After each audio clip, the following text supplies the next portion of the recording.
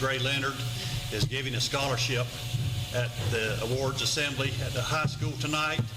And also he has sent Yvonne a text message saying that he is not feeling well at all. So he is not going to be here at our meeting tonight. So y'all bear with me, and because I'll be the one running the meeting tonight. Okay, Yvonne, would you call the roll, please? Vice Mayor Robert Greenland. Here. Councilman Jimmy Anderson. Here. Councilwoman Lindy Richardson. Here. Councilwoman Brandy Peterson. Here. Town Attorney Scott Simpson. Here. Town Planner Mark Crett. Here. I am present, and I don't see any sheriffs. Okay, thank you, Yvonne. Lindy, would you give the invocation, please? Absolutely. Let us pray. Dear Lord, we come to you tonight with great thanks for such a wonderful community and this beautiful day that you have bestowed upon us. Dear Lord, I want you to forever bless everyone that is involved with the inner workings of this town. Bless them always. Dear Lord, I ask you tonight to please guide and inspire us to make the best decisions for our beautiful town as a whole. And as always, I ask these things in your great name. Amen. Amen. Please stand for the pledge. I pledge allegiance to the flag of the United States of America and to the republic for which it stands, one nation, under God, indivisible, with liberty and justice for all.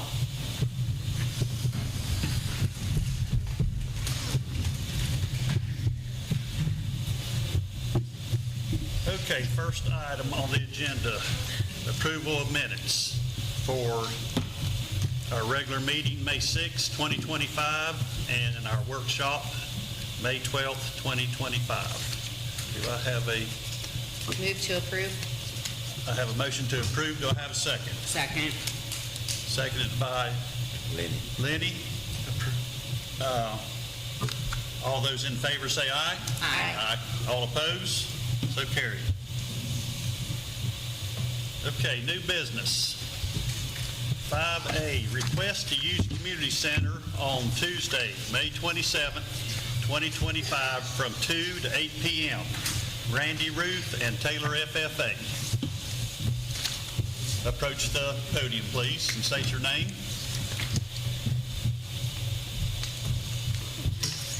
Tinley Davis.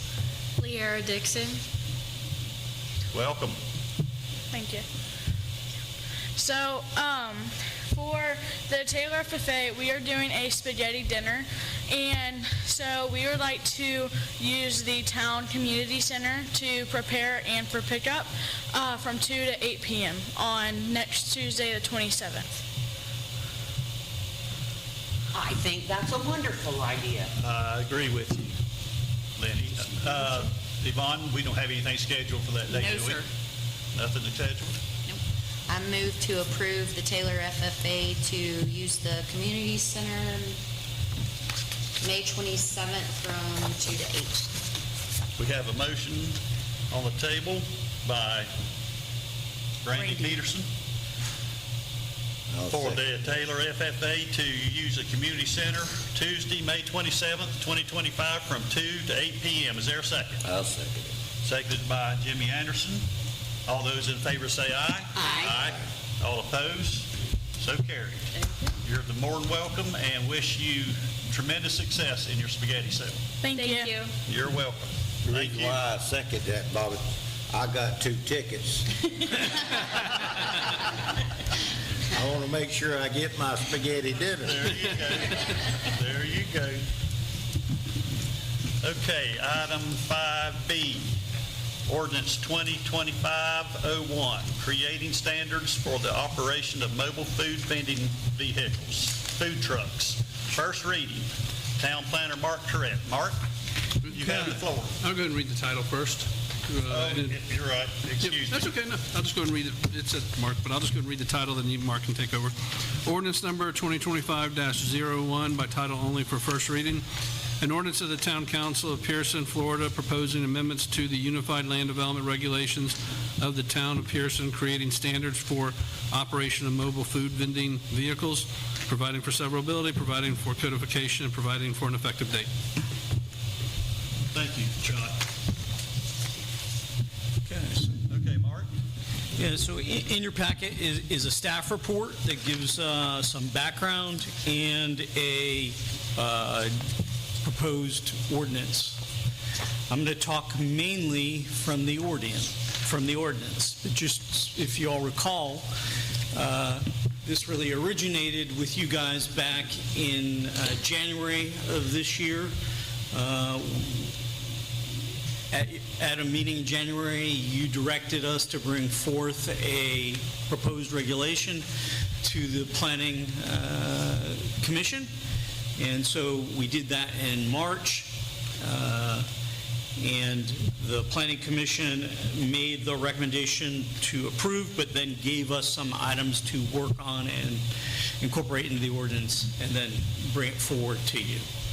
So that's what you have in front of you. This is going back and forth between my office and Scott's office. This is an area that the state has created a framework in which we have to work, and they have some rules and regulations as to what we can and can't control. So, for example, the state won't allow us to create any standards that actually direct how the truck is set up. So there are some cities who wanted to have their own, health and safety standards associated with the food trucks themselves. That all has been preempted by the state. So this is more about where they can go and what manner in which they can go. Those are areas where the town can regulate, but can't regulate the trucks themselves. And this first reading, I'm not going to go through the entire ordinance, but I'm going to hit some of the highlights that are in the ordinance for you tonight. Of course, I'll be happy to answer any questions you have about the full text. Right. But what these standards do is they're going to allow food trucks in the B1, B1A, and B2 zoning districts. So they're not going to be allowed, they won't be allowed in the agricultural districts, they won't be allowed in any of the residential districts. Strictly commercial. And the regulations are set up to treat two different circumstances. One is if there's a developed site, and one if there's a vacant site. So most cities and towns do not allow food trucks on vacant sites, but there are some that do so. And when we were first directed to look at this, if you recall, I believe it was Wanda and Geneva Pierson, when they came forward, they were looking at a vacant site. So we incorporated regulations that do allow these on vacant sites. So they are going to have to put together a site plan. It's not a formal site plan like an engineered site plan that you would do for a new building, but it will show us what it is they intend to do on the property and how they intend to do it. There is a requirement that the neighbors get notified. This isn't a notice of a hearing. The county has something very similar in some of their jurisdiction. In residential districts, if you're going to allow chickens, they make you send a notice to the neighbors. That's what we're going to do. So if you're on a vacant site, you're going to have a food truck, we're going to ask that they notify their neighbors that's going to occur. If the property does happen to abut residential zoning, there will have to be some type of natural buffer or some type of fence on the property. We do have some regulations that basically say if the town is going to have a town-sponsored event, then you all kind of decide how that event occurs. These regulations don't apply to, like, if you're going to farmer's market and have it set up, that can continue as it has been. So we don't create any special regulations for, town-sponsored events.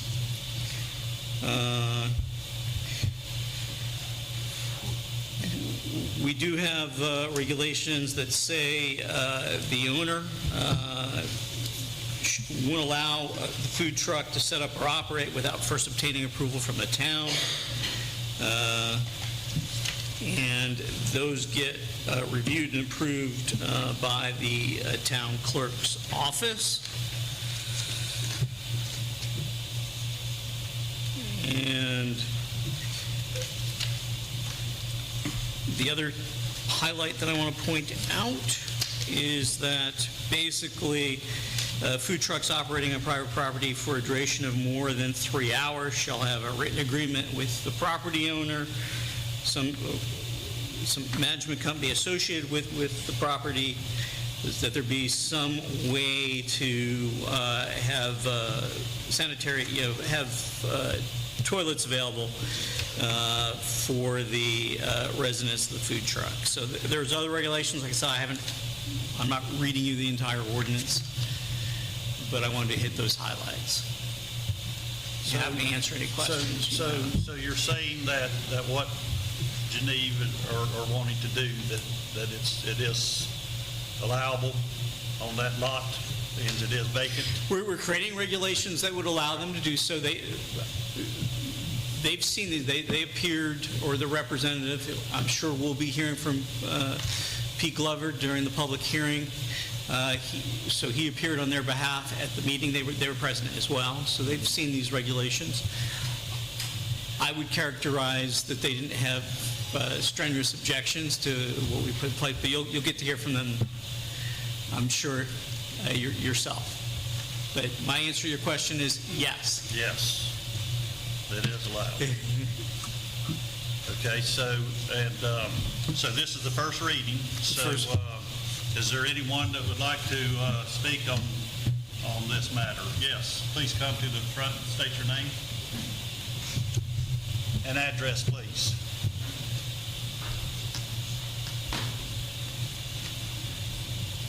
I'm Heather, 163 Frederick Street. Is this going, are there going to be companies that will be grandfathered in that don't have to, like M&E's Barbecue? They are technically a food trailer, but they've been there for 25 years, 20, 30 years.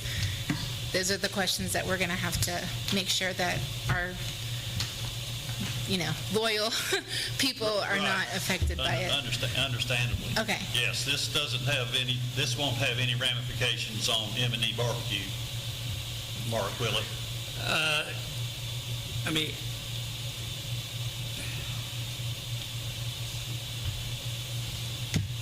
they're in an area that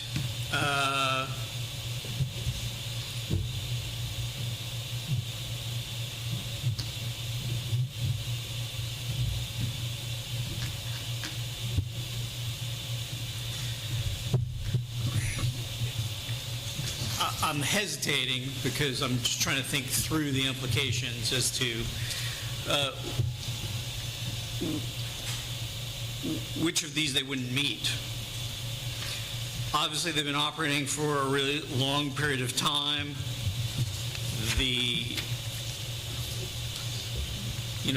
way this would get enforced against them would be if you guys were to take, or a complaint, right. If you guys were to take action, right? So that would be the only way. The town would have to take action. You guys would have to take action. I see. Okay, thank you. Okay.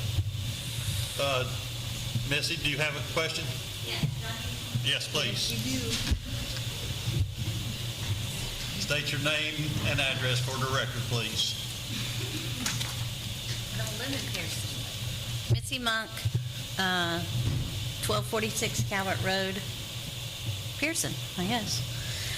My question is that for the Pierson Saddle Club, we have started, since we don't have our own concession stands anymore, we have started having food trucks come through. So if anything were to change, right now they just come in and they leave when our show is over. I mean, they usually have their own generator, isn't it, normally? They don't hook up or anything, so. As long as you guys sanction that, No problem. no correct? problem. That answer your question, Ms.? That's it. Yeah. Good. Yes, sir. Later. Come state your name, address, please, sir.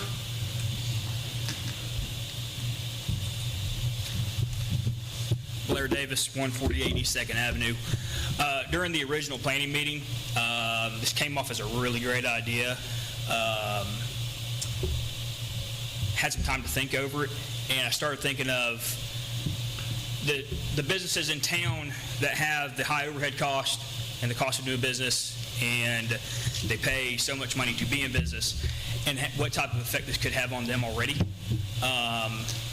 So I urge you to kill the ordinance. Actually, the Saddle Club events, of course, sanction those. Those have been going on. M&E's been here forever. Without the ordinance, they can't be affected. Also, with this, I can see it becoming a target for almost a food truck city. So I encourage you to kill the proposal. Thank you. Question, Mark. The town is ultimately would be responsible for the number of food trucks that could be allowed, or is there? I mean, there's. That's a good question. It's a good question. But it's always a question in regards to food trucks, right? I mean, they are a low-cost alternative to operating a restaurant. And if you recall, the original origin of this was that food trucks aren't necessarily a permitted use. This was a vacant piece of property. Right. The way to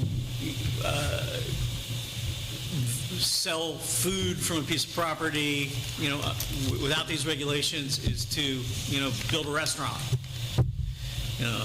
essentially. And so,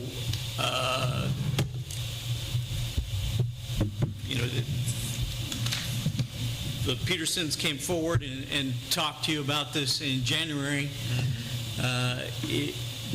That was a whole discussion. If you recall, the origins of that was what was our process to build on the property, and they're having difficulty with the expense of doing so. So this was an alternative that came up in that discussion in January. So you guys have to decide. In January, you guys directed us to bring forth a regulation and bring it to the Planning Commission and get their recommendation and bring it here. So. Did I read only 2 food trucks allowed per parcel somewhere? Yes. Yeah. Where is that? Now that's not on a city sanctioned event. If Right. you guys allow, On a this would private- just be. Yes. Well,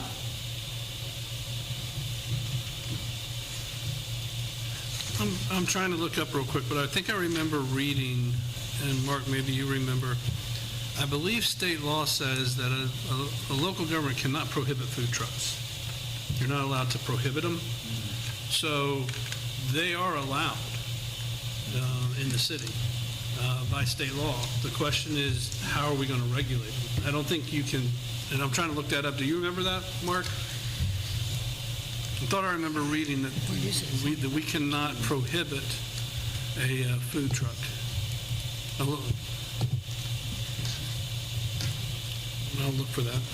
Yeah, that is my understanding as well. Now, what most of these do is they certainly don't allow them on vacant property, right? So that's kind of. Well, yeah, what I've seen is you don't allow on vacant property, and you also limit how many times a week they can go to the same property. You can't go there every day and from, and I don't know if we restrict that, but I think we're from 6 to 10 p.m. So you could have a food truck, potentially, we don't limit that, Mark, right, on the number of times per week that the same food truck can go to the same piece of property? No, we have not done that. So technically, you could have a food truck every day, 7 days a week, from 6 to 10. Now, some jurisdictions limit the number of days that a food truck can be at a particular property, so the idea is they move around the city. I've seen that. So. Yeah, now, again, that runs counter to the original request, which we had Pierson's here, they own the piece of property, they want to put a food truck on it. So you guys have to decide. I mean, what happens in most cities, Miami, they have, thousands of food trucks, every day. Most of them are not on property that the food truck owner owns. And, so they're, they have a whole different set of regulations.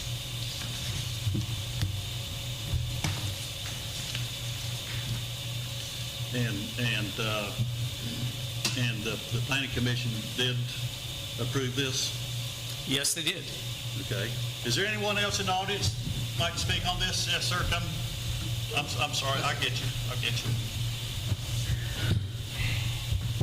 State your name and address, please. My name is John, 163 Frederick Street.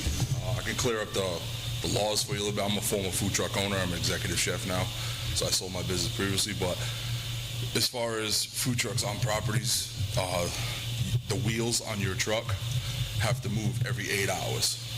So whether it's you got to have zoning for it. It can't just be anywhere, like you said, no vacancy properties or anything, but you have certain zoning for food trucks to go in certain places. But every 8 hours, those wheels have to move. So if you're on this side of the parking lot and you're working 10 hours, the last 2 hours you have to move your food truck to the other side of the parking lot or whatever you're at. So as far as the whole cities can't ban food trucks, he is correct, by law you can't, but they have to constantly be moving their wheels. So that's a state law requirement that they have to move every 8 hours? Yeah. They used to make me do it all the time. That's what the mobile, that's where it makes it mobile. Yes, exactly. Because it's only there. Where M&E's is like almost like a, can't really call it a ghost kitchen because people come to it, but it's more like a commissary.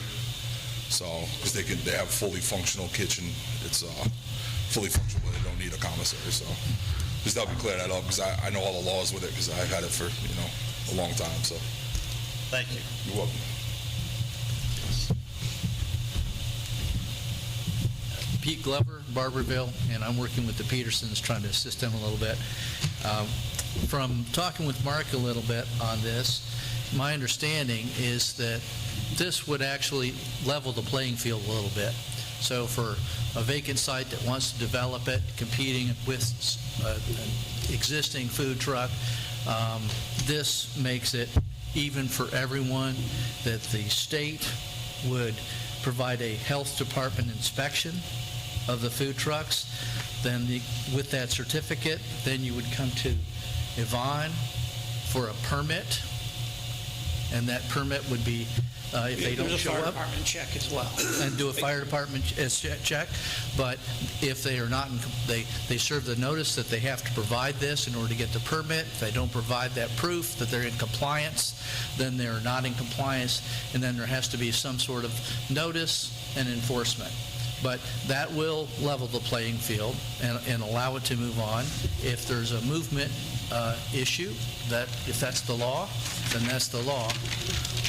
As far as permanent structures or permanent places that have been here a long time, obviously that's your decision how you deal with that. But I think that this is a great solution to the Petersons' concern. And as far as the person that was saying, hey, there's capital investment and costs of running a business, yes, it would be. For a vacant site, of course, there's going to be considerable costs of developing that site and complying with current regulations. It's a lot more than just leasing a restaurant space. So I think that there's considerable financial investment for a vacant site development that should be considered as well in addressing that. But I think this is a great leveling and evening out of the issue, Mark, and you should be commended for bringing forth the ordinance, and we urge that you pass the ordinance. Thank you. Anyone else? Vice Mayor would entertain a motion on item 5B, ordinance 2025-01. So we're concerned about numerous,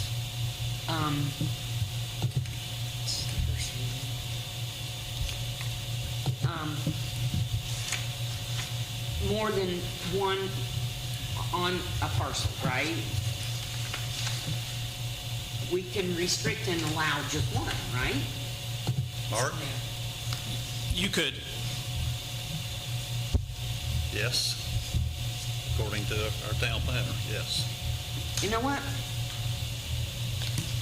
I will approve ordinance 2025-01 with the change that we only allow one mobile food dispensing vehicle per parcel.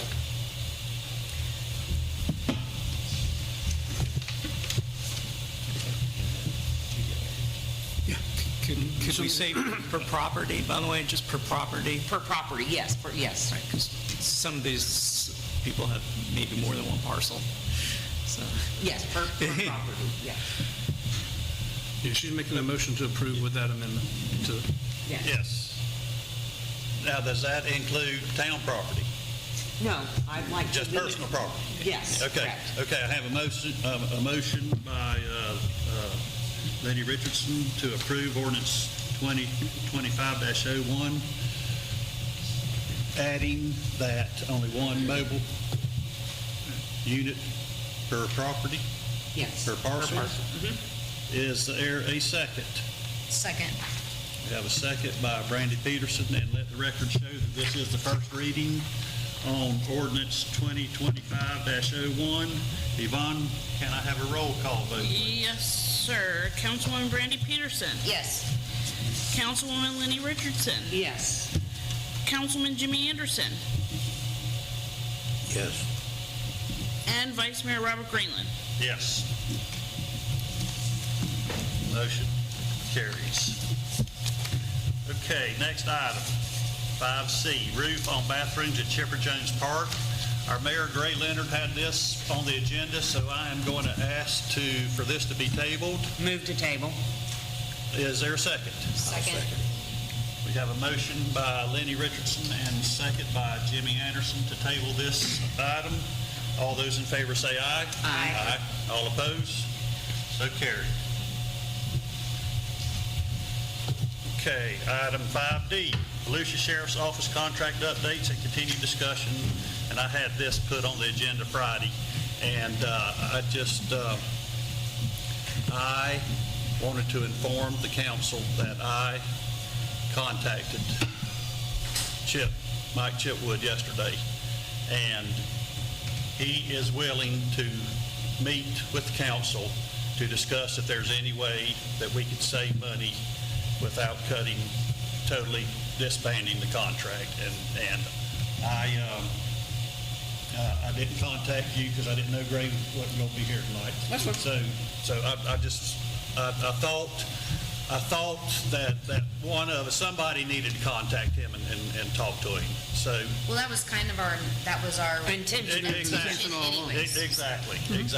We just had to go through the motions to get to this point. Exactly. So with that, then, I'm going to, and he agreed to meet with us. So he stated that, he would check his schedule and he would meet with us as soon as possible. So with that, I'd like to table this item, item 5C, or 5B, I'm sorry. It's not really necessary to table.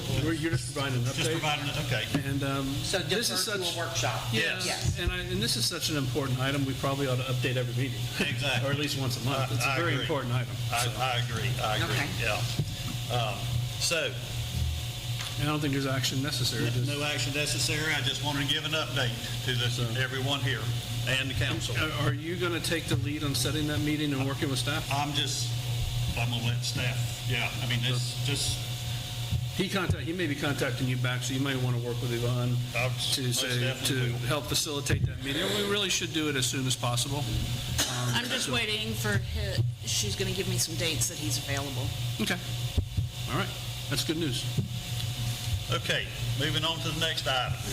Item E, setting 30-mile-per-hour speed limit on First Avenue.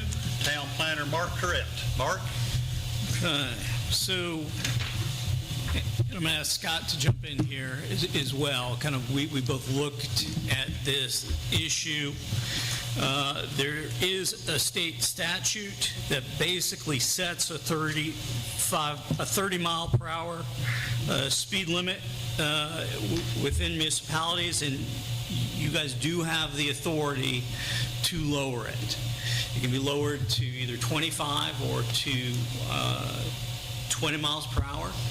You do have to there has to be some form of investigation. It doesn't say what that investigation has to be. It doesn't really say. The distinction is if it's in a residence district. It has to be a residential area. Yeah. And so then if it's in a resident district, you just have to do a reasonable investigation, but it doesn't say what it means. But if it's not a residence district, then you have to do the reasonable investigation and apply, is it the DOT standards? Right. To review. So it's a question of whether or not it meets the definition of a resident district. And I sent the email to Mark saying, look, this is what it says. Is it or isn't it a resident district? Well, there are three homes. It's mixed. Is it 3 homes? There are Yeah. Two. There's 2 homes. mostly commercial. Yeah. Well, it's mostly zone commercial, but Pardon? it's mostly zone commercial, but a lot of the area is vacant. Yeah. And if you're looking at development, what's developed, there's obviously this facility, there's a couple homes, and there's some businesses down there. So there's language that says it can be mixed, but you do have to make a determination that it's residential. It doesn't reference zoning. It doesn't say the area has to be zoned residential. It just it's got to be a residential area. Yeah. Trying to look at that definition. Right. Can read it to you. Anything. I had just initially thought 25 because the corridor by Pierson, Fern & Green's, Ace Hardware, J&J's, all that's 25. So, but anything is better than what we have out here right now. Because There's nothing posted. Nothing. Right. Yeah, this is what the definition under state law of resident district.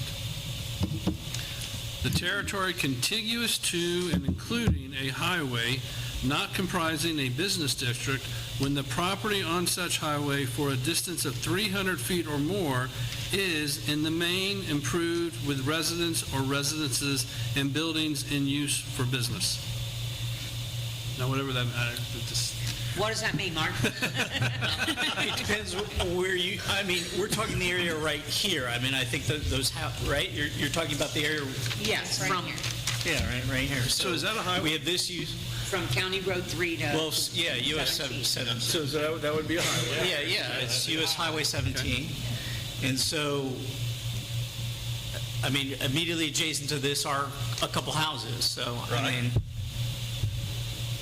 So your interpretation is that we could lower it. It could be lowered It can definitely be lowered. Really, the only question is, without having the DOT having to get involved, correct? if it's a resident, it meets that definition of resident, we can just say, we do a reasonable investigation, we go forward. Right. And I think the best way to do it is I would have a resolution making a finding that this meets the definition of a resident district, therefore we're setting the speed limit at 20 or 25, whichever one you all choose.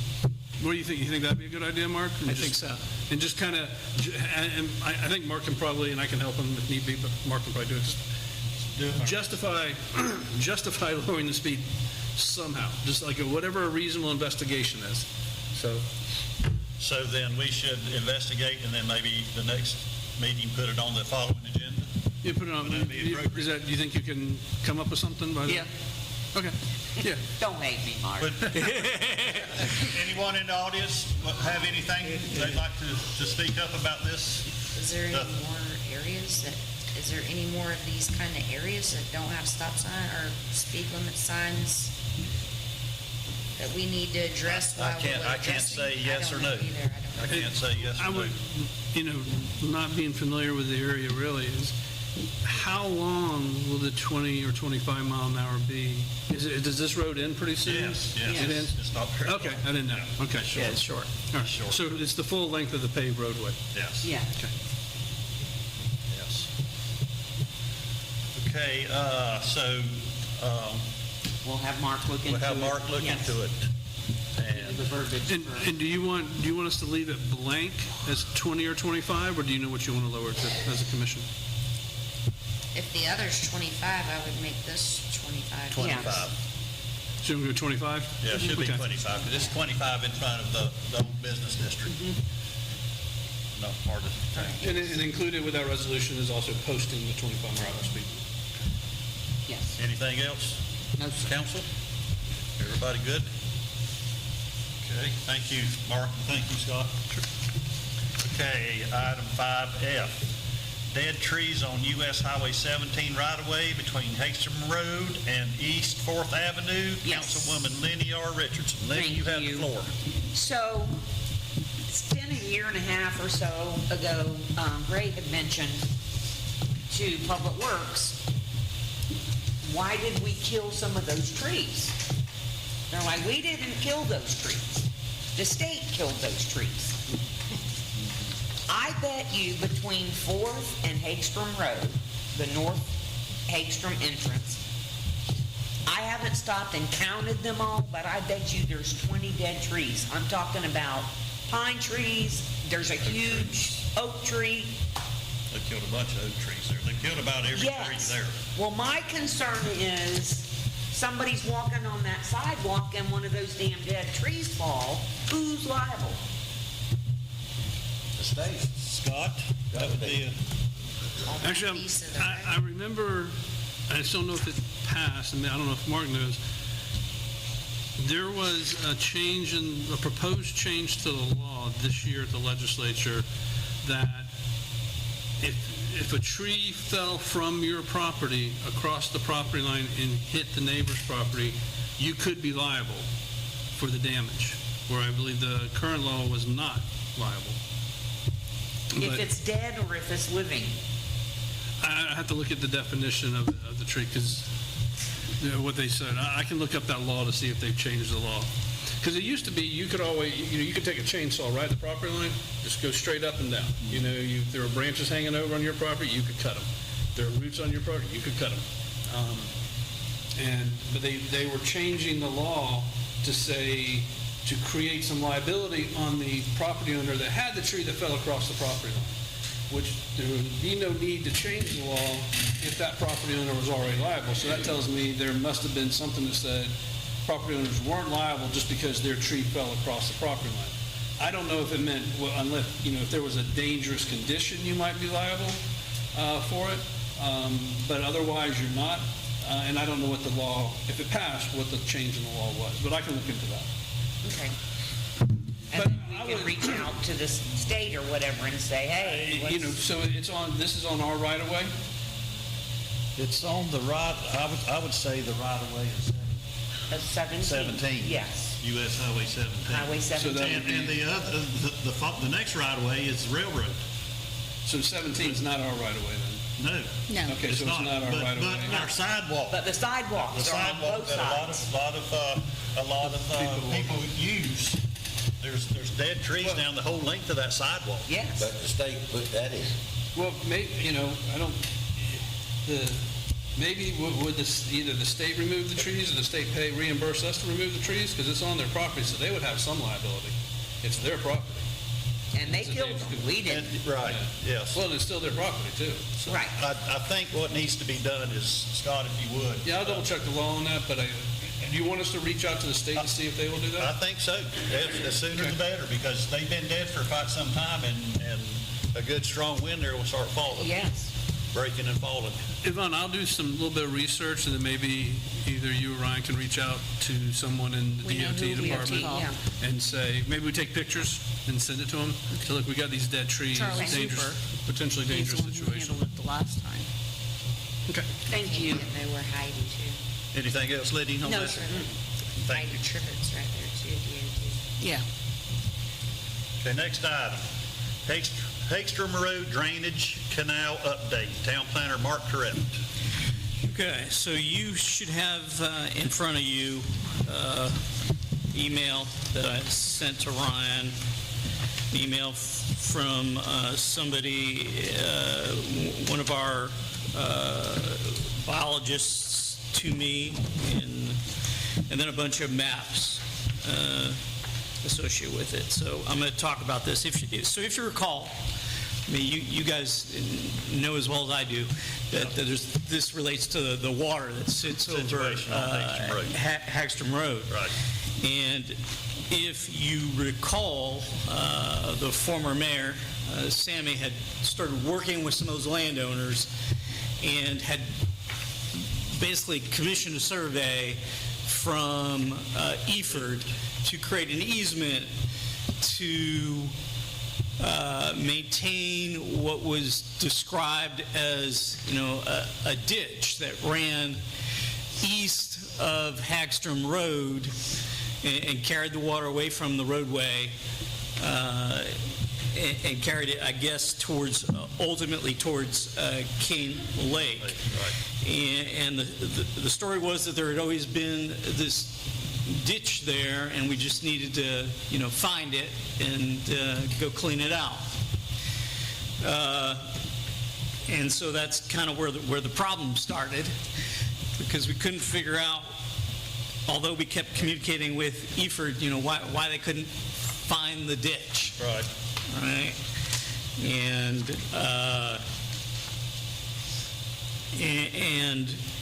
I had several conversations that well, it just must be there, and you guys took on the survey, you need to go find it. So after the second time they went out in the field and they came back with results that weren't satisfactory, what I said and part of the problem is they were just saying that this area that Sammy had described to us as to where the ditch was, they were just saying it was just impassable. And, they basically couldn't find, the old elevation, the old ditch bottom. So, what I had to discuss with Ryan was, well, we'll get some of our biologists who are used to, walking through deep wetlands. They won't be able to survey, but they'll be able to go out and get some points, and we'll get that to surveyor. So we'll find the ditch. And so I asked one of the people in our office to tell me how long that would take, give me an estimate so I could tell the town, well, is this an expensive process of you guys going out and finding the ditch bottom, or is it, is it a half day in the field or something like that? So she said, well, let me start looking at some background information, and I will,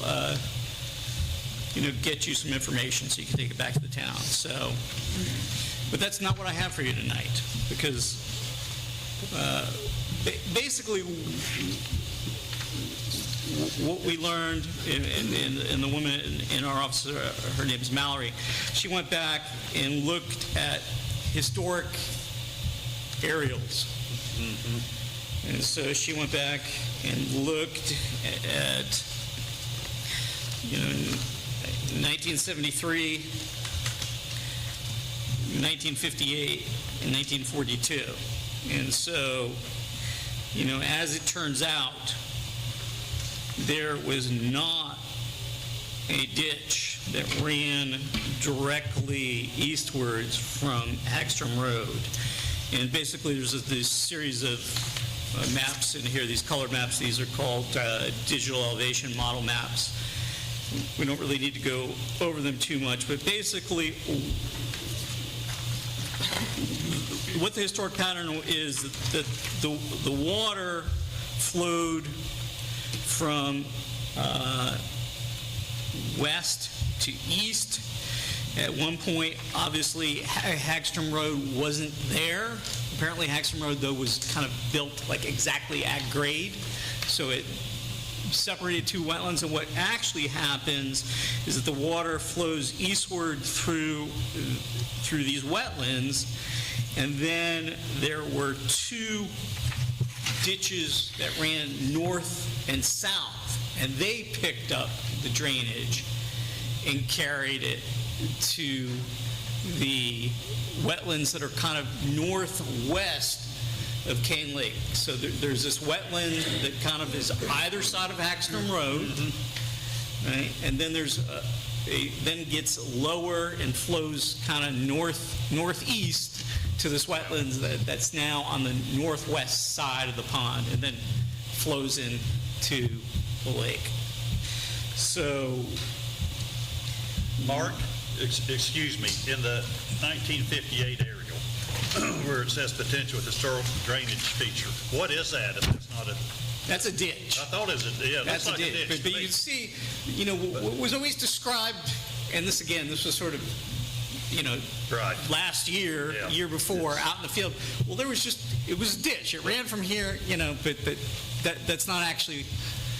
Right. I mean, like I said, we had a couple arguments with Eford, like, why can't you find this ditch? And they basically, said That's they couldn't. That's also They came 66 back. years ago, and a lot of things have grown up there. in Right, yeah, 66 they basically years. came back and said they couldn't, and the reason why they couldn't find the historic bottom is because there really wasn't a ditch. There wasn't one. that ran that way. So basically, it was just like I said, it's the elevations, Natural drainage. and then two drainage structures were created, ran north-south. So the implications of that are, as a town, we could go in and maintain those two, historic ditches. We could go in and clean them out. That would probably be an exempt activity. But if we were to basically cut a new ditch the way we were originally Thinking it was running. the ditch ran, that would be cutting a ditch through a wetland that's, that'd be wetland alterations and mitigation would have to occur. So this, that would not be an exempt activity. So basically the easement that we're trying to get is not really the easement that we want. Right? We want to get easements over these two existing, what were these historic ditches, and kind of reestablish that natural pattern. Now, we're still going to have some problems if we can't figure out how to get water underneath Hagstrom Road, because there's that wetland that's, Yes. on the west side of it. So, I swear there Both used to be a sides. culvert there. There used to be a culvert. I don't well, know. there must have been.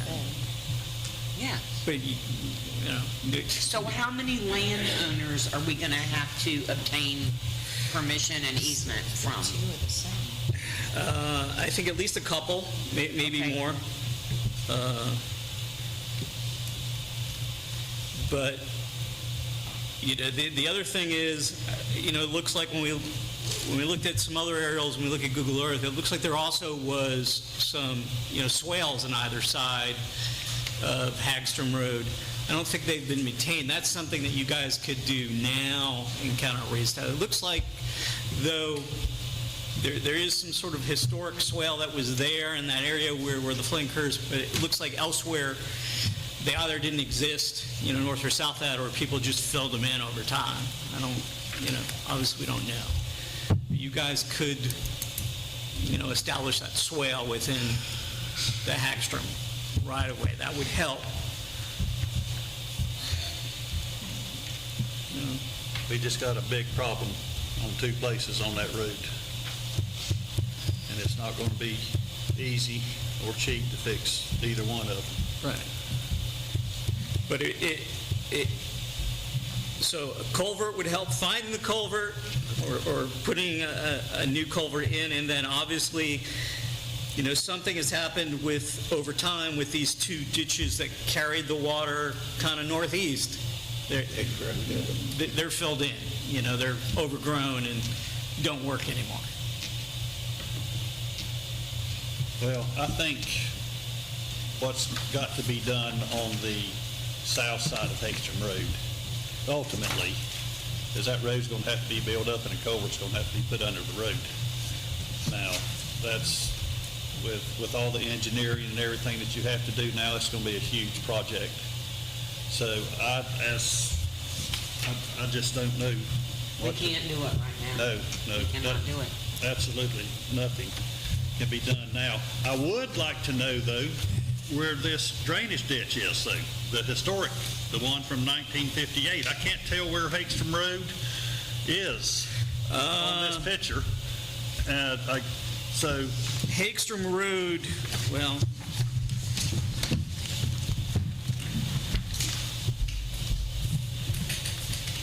Where is that?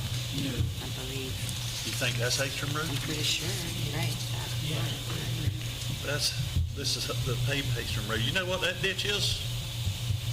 There's a ditch that goes from Shaw Lake Road underneath,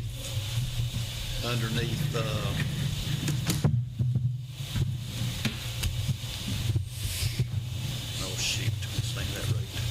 What do you think is Hagstrom? That goes from Shaw Lake Road to Cane Lake. There's nice. Okay, anyway, does anyone in the audience like to have anything to say about this item before we move on? No, I don't. Do y'all have anything else to discuss on this matter this time? so it just in terms of some direction, I've kind of getting an update, but I obviously we'd like to go out and find those two ditches, on the earth, collect, GPS. Well, let's do that then. Let's at least find them. And then, yes. and then we can kind of make a determination as to whether we, Yes. whether this is going to be exempt activity. And then you got some choices, you Okay. can. Okay, so is that the consensus of the council to Yes. give Mark The permission authority to identify the. to identify them? Yes. Yeah. Do we need to have a motion? I don't think so. No. And I'm not going with you if you're actually physically going in there. I'm not. He's not. I'm not going in there either. I want to see. You're on your own, Mark. Okay, Mark, Thank you. you have our blessing. We'll get Okay. you some snake boots. Okay, moving on with the agenda. Number 6, old business. I don't think we have anything under old business. Number 7, other business. Mayor, council, and staff reports, updates, and reports by our mayor. Since Gray is under the weather, we'll forgo him. At this time, I don't have anything to report. Jimmy, do you have anything to report? Just that the boys has been putting in the irrigation on the ball fields over there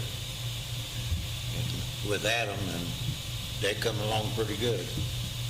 Maybe them ball fields will start looking like a ball field again. Well, that's good. That's good. Anything else? No, I think that'll do it. Lenny, do you have anything at this time? Lewis called me and said that he had to close the bathrooms at the park again, that both of the toilets were continually running, and so he turned the water off, and he's going to call Dixon Plumbing tomorrow to look at them. He said something about somebody messed with him. I said, who the hell would mess with the inside of the toilet tank? And he said, well, I think they're all original, the guts are all original, and they probably just need to be changed. They wear out over time. Yes. The little flaps and everything, Yeah. all that wears out. Anything else, Lenny? Brandy? I have nothing. Nothing?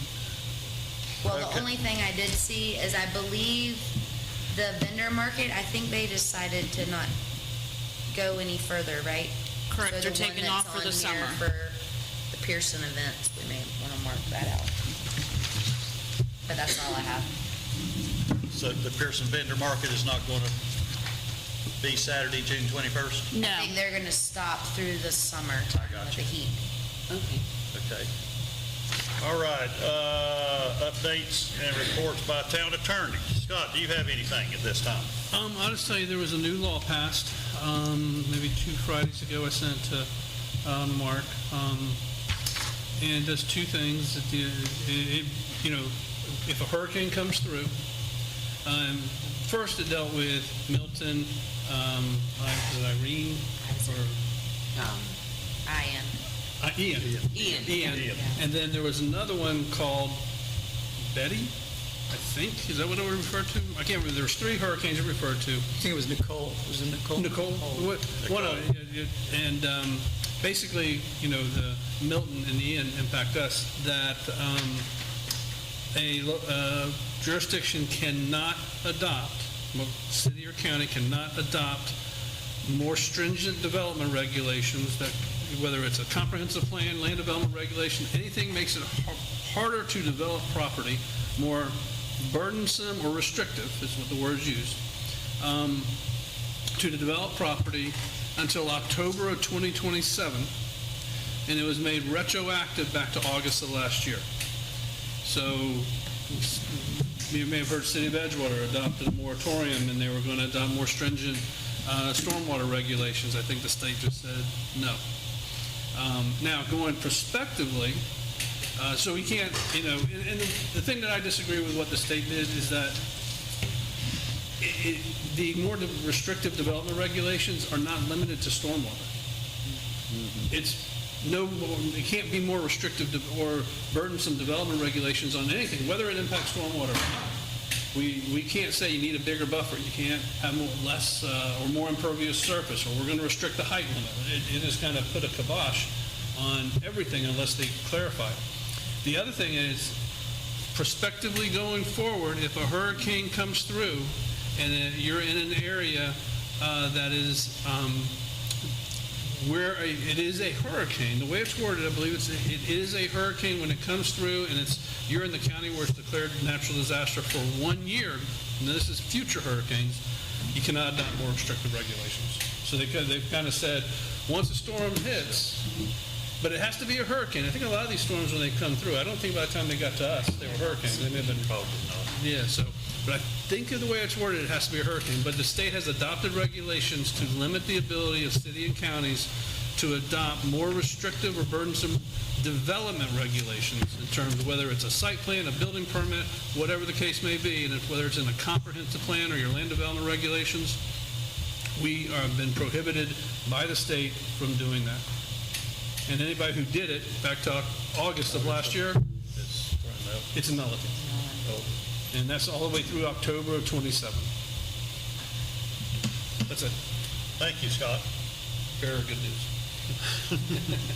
Updates and reports by town planner. Mark. Just updates on the 2 infrastructure projects.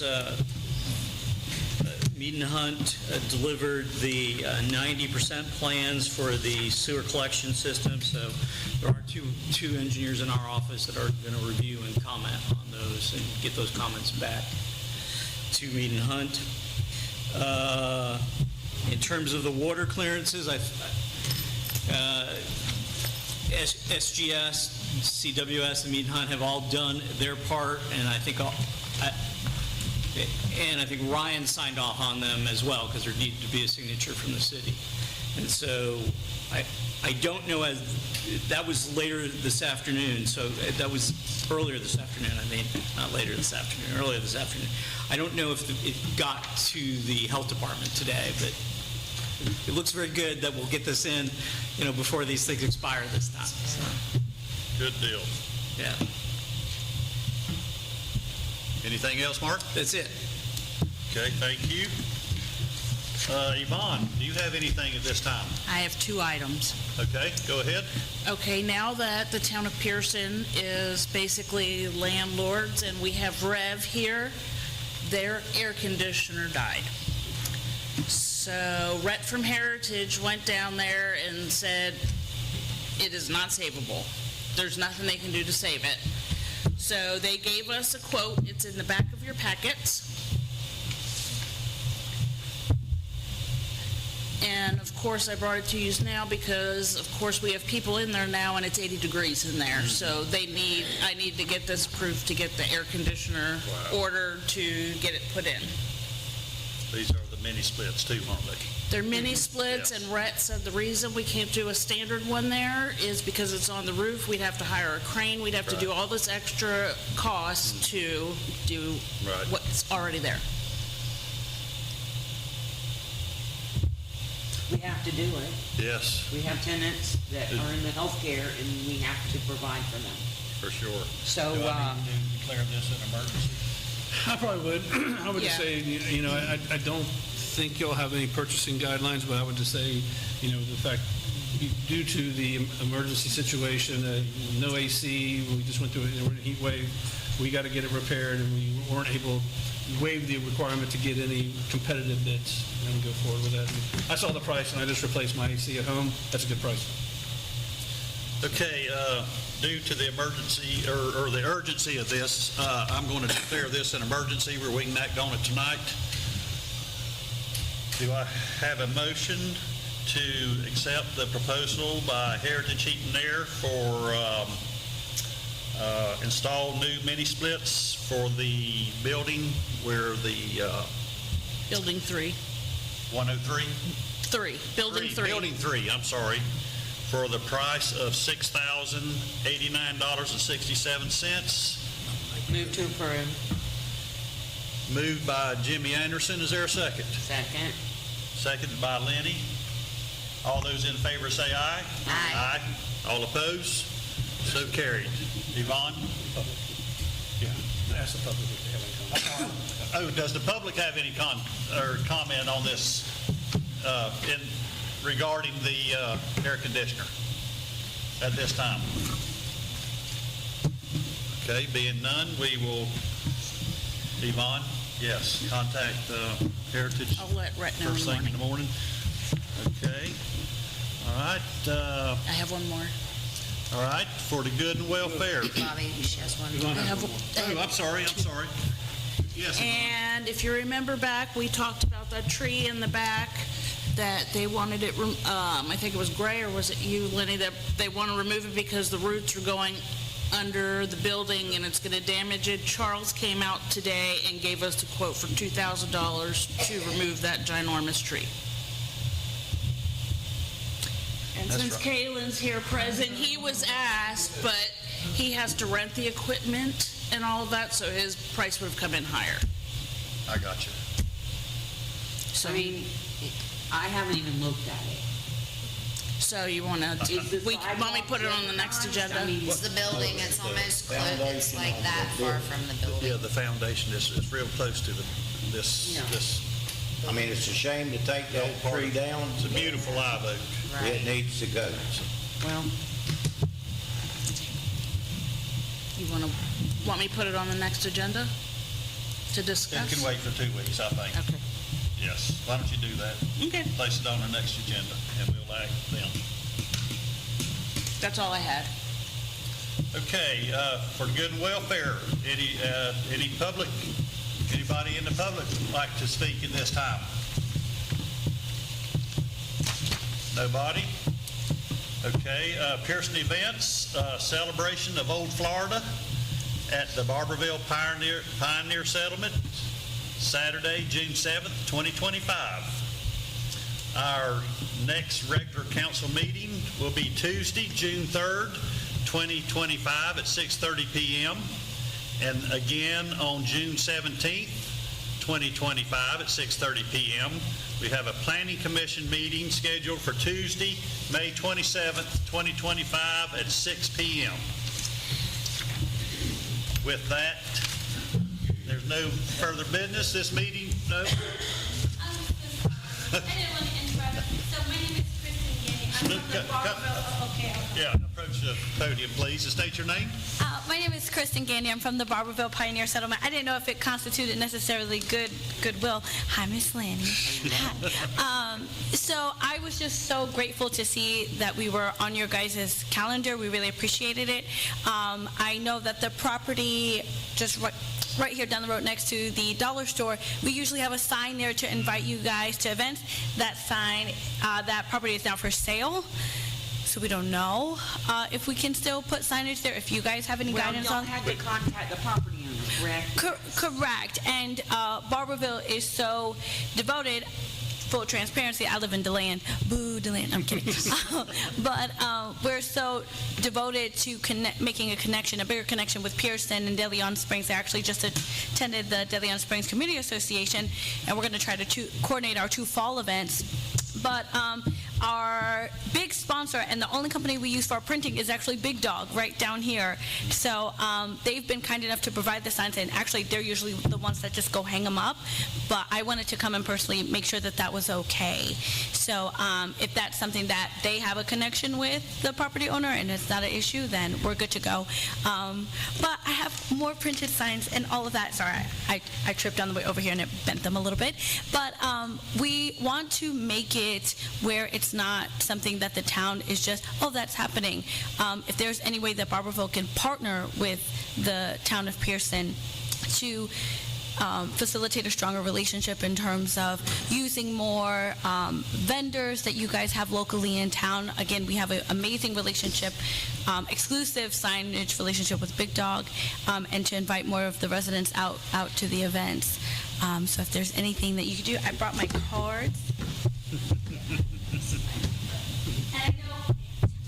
I know a lot of you guys already, but to the council members who are new, you'll see me pop in. Who's the girl with the heels? But I'm always trying to facilitate the relationship between all of the nearby towns. So that's it. And I hope to see you guys on June 7th. Thank you. Thank you. Anyone else? Being no further business, this meeting is adjourned. Good job. Good job. I had no doubt.